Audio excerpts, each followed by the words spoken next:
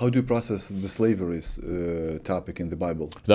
So in the Bible it says that you can take the slave of those you conquer, and they stay with you for 7 years. And after those 7 years, they're able to let go and be free.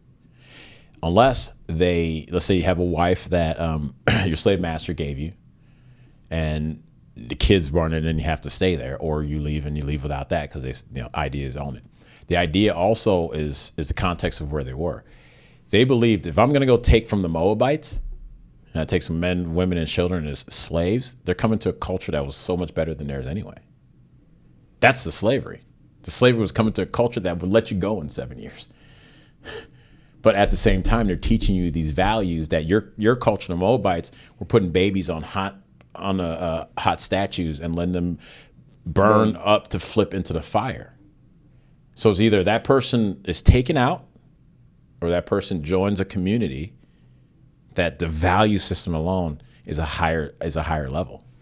So I was analyzing Islamic religion, and I came to the conclusion: you can't name me at least one artist or musician from the Islamic world. None.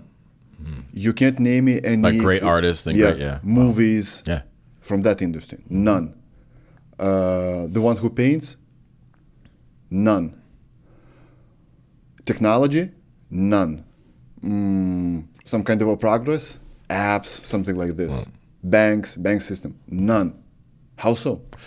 Well, I believe that much like we see here in the country, the extremists took over after the Enlightenment period because, there was an Enlightenment period where science was really pushed, mathematics was really pushed, and that was brought over to the West by Muslims, by Islam to a certain extent.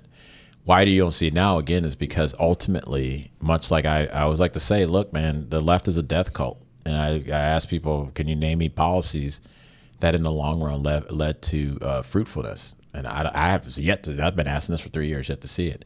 Ultimately, it's because the basis of Islam is a false religion.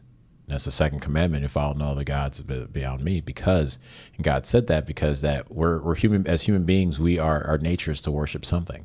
If we don't worship God, we're worshiping the creation, everything below Him. It's corrupted by its nature because it's a creation, right? So when you start to see that in Islam, it's because the basis of what they're following is false.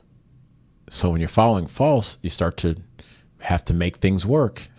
You start to have to subjugate. You start to have to move in a certain way. It's whether people like it or not. Like, hey, it is what it is. But it's false.